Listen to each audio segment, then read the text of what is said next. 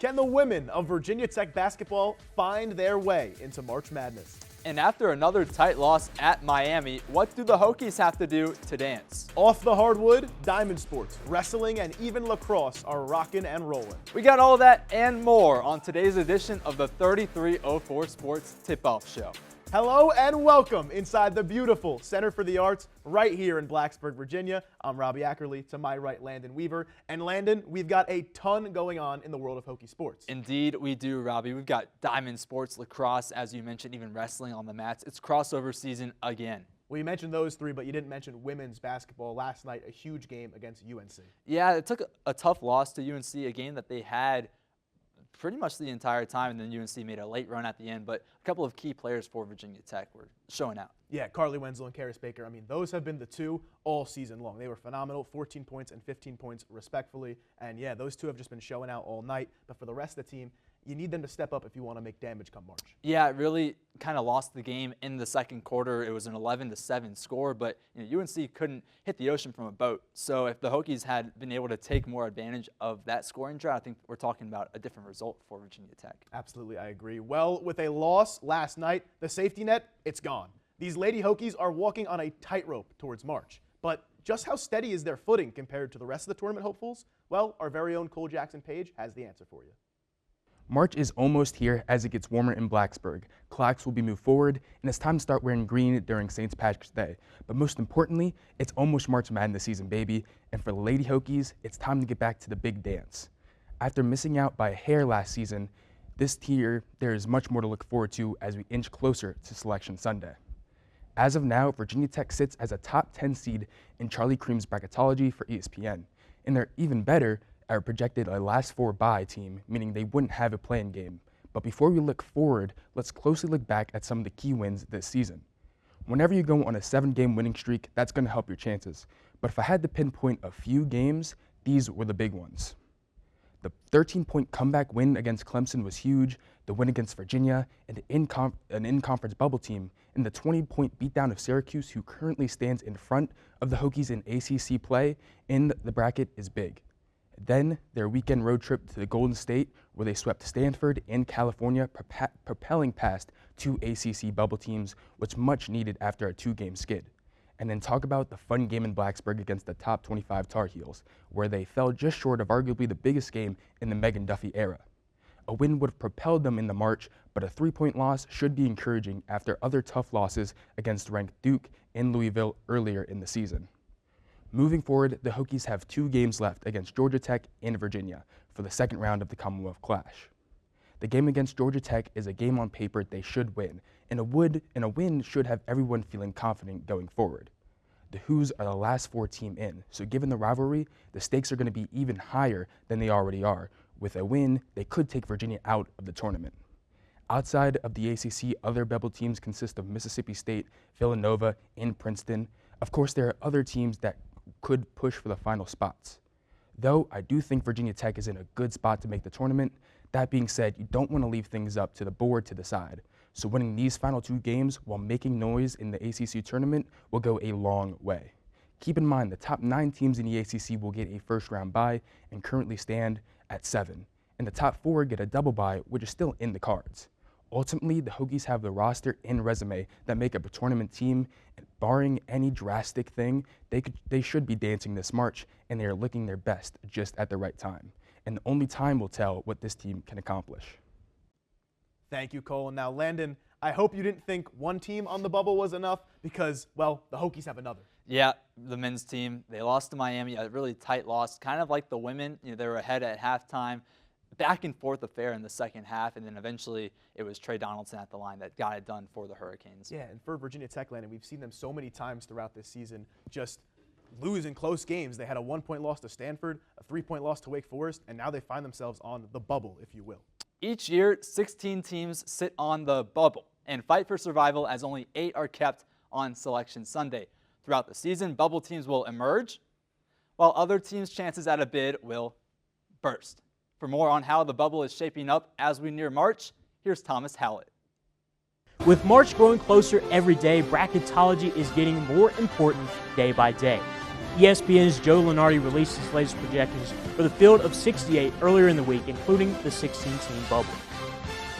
It was no surprise that Virginia Tech finds themselves on the outside looking in after a disappointing loss to Florida State. But is it too late for the Hokies? That is a question we'll be looking into. Now, these are the teams on the last four out with Virginia Tech: VCU, Seton Hall, and West Virginia. VCU 21-6, a big win over Virginia Tech. Their key losses, big one to George Mason and New Mexico. Seton Hall, they had a big win over NC State, but they've lost at home and away against DePaul. They have UConn and St. John's coming up to make some moves. West Virginia 16-10, a big win over a very talented Kansas team. They've lost a lot of neutral site contests and a big one to Utah and Baylor. Now, these are the teams who are right on the outside, right in striking distance of the play-in: Missouri, Ohio State, New Mexico, and Cal. Missouri sitting at 18-8, big wins against Florida and Vanderbilt, but a big loss against Notre Dame, Ole Miss, and LSU. Ohio State 17-9, big wins over West Virginia, Wisconsin, and UCLA, but a big loss to Pitt. They have Michigan State and Purdue coming up to really help their resume.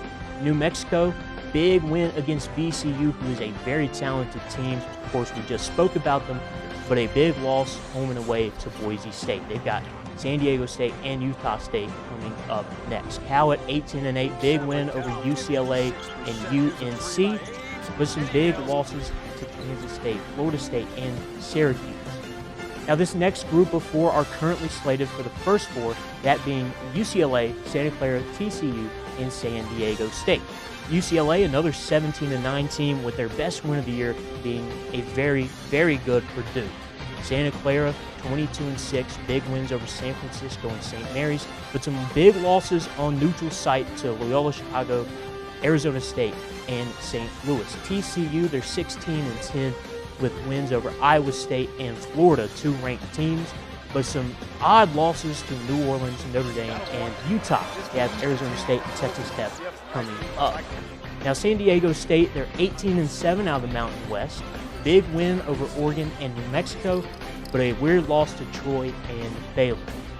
Now, finally, these are the teams at the moment that have earned a secure spot in the tournament: Texas A&M, UCF, Georgia, and USC. A&M 18-8, big one over Georgia, who's on the bubble as well, and a big loss to Oklahoma State, and one that really matters with SMU being out of conference. And UCF, they have big wins over Texas A&M and Kansas. Kansas, of course, we mentioned them, very talented, but a big loss to Oklahoma State and Cincinnati.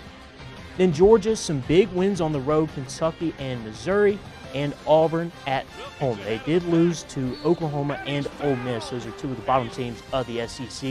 And then USC, 18-8, big wins over Seton Hall in the non-conference, and then a big win against Wisconsin.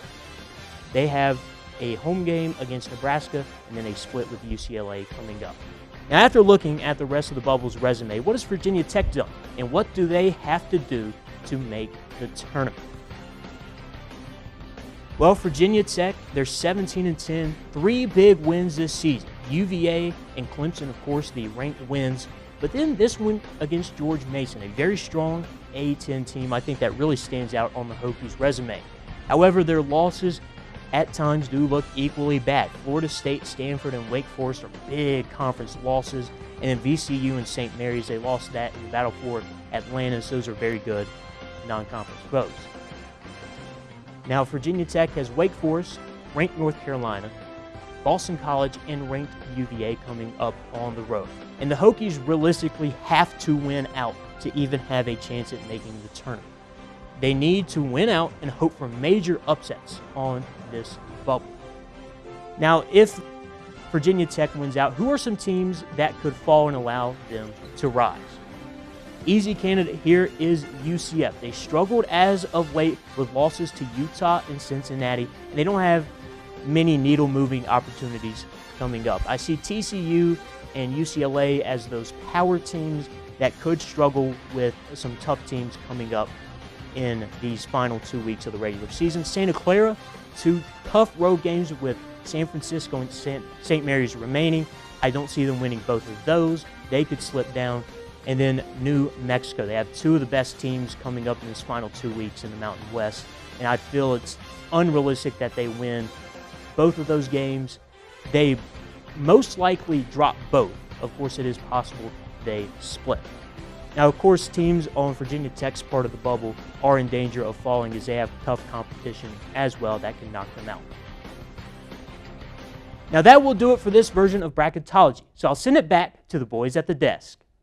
Brilliant work, Thomas and Robbie. Yet again, it's crossover season in Blacksburg, Virginia. Indeed it is, Landon. As Hokies wrestling continues to gain national attention, Diamond Sports have started off swinging, and lacrosse this year might just have a shot at their second ever NCAA tournament appearance. For a quick 2-minute drill detailing everything Hokie Sports away from the hardwood, it's Austin Blakeman.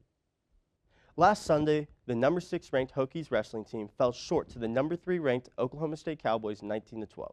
Virginia Tech battled to 4 victories in front of the second highest turned wrestling match ever in Blacksburg for one of the country's most anticipated matchups of the year. The match started with a thriller at the 125-pound class where Eddie Ventresca edged Troy Spradley 2-1 in tiebreaker to give the Hokies an early lead. Oklahoma State then answered at 133 with Jack Forrest's 10-9 decision. The Pokes then took control behind a major decision from Sergio Vega at 141. The Hokies stayed within striking distance thanks to Drew Gorman's sudden victory when at 149 and victories at 184 and 197, including Sonny Sasso's tight 2-1 decision over Cody Merle. But the difference came in the middle weights when Oklahoma State combined for 3 straight wins from 157 to 174, swinging the duel firmly towards the Cowboys. Meanwhile, around campus, other sports are starting their season off on the right foot, one of those being women's lacrosse. After a tough loss on the road last week to James Madison, the Hokies have improved to 3-1 after back-to-back wins. However, they will have another tough task on Sunday in Pittsburgh when they take on the number 25 ranked Panthers. Last but not least, Hokies baseball is back on the diamond and are off to a 4-0 start. The season started with a 3-game series sweep of in-state foe William & Mary last weekend. The winning continued on Tuesday after falling down 3-0 in the first inning to ETSU. The Hokies rolled back, scoring 7 unanswered runs. Tech baseball will be back at English Field tonight for a start of the 3-game series, this time against the Rutgers Scarlet Knights. Thank you, Austin. Phenomenal work. And now, Landon, for our last segment here, we're playing a pretty simple game. Okay. I call it in or out, and it's super creative once you find out how to play. All right. I'm going to tell you a team. You're going to tell me, are they in March or are they out of the big dance? First up, Hokies women's basketball. In 100%. Look, Robbie, they're 20-8. They have a strong resume, a lot of strong wins. Syracuse and the West Coast trip really did a lot for their resume as far as the tournament goes. I think they just got to win Georgia Tech and then have a close game against UVA, win or loss, and they'll be fine. Yeah, I have to agree with you, Landon, on that one. I think they're in as well because you look at the fact a 3-point loss last night didn't really do much considering it was against the University of North Carolina. UNC is a very good team, a lock to be in the tournament. The Hokies fought. They showed they can compete with those top teams. So I agree with you. I think women's team is in. And now let's flip to the other side of college basketball. Landon, the men's team, in or out? I'm going to have to go out, Robbie. As of now, there's still some work to be done that can be done to put them in the tournament. But 17-10, 6-8 in the ACC is not cutting it. In my humble opinion, they have to make the ACC semis if they want to get into the field. Yeah, well, Landon, I'm going to have to disagree with you on that one. I mean, this Virginia Tech team, we've seen them get hot. Yes, we've seen them go cold. But like all great teams come March, I mean, it's about the hot streaks you go on. I could see this Virginia Tech team easily, Landon, easily winning a few games in the ACC tournament and cementing themselves as a team in March. Well, hopefully that'll happen. You never know what's going to happen as far as Virginia Tech hoops go. Crazy things happen in Blacksburg. For Cole Jackson Page, Thomas Hallett, and Austin Blakeman, he's Robbie Ackerly. I'm Landon Weaver saying so long from the Center for the Arts, and thank you for watching the 3304 Sports Tip-Off Show.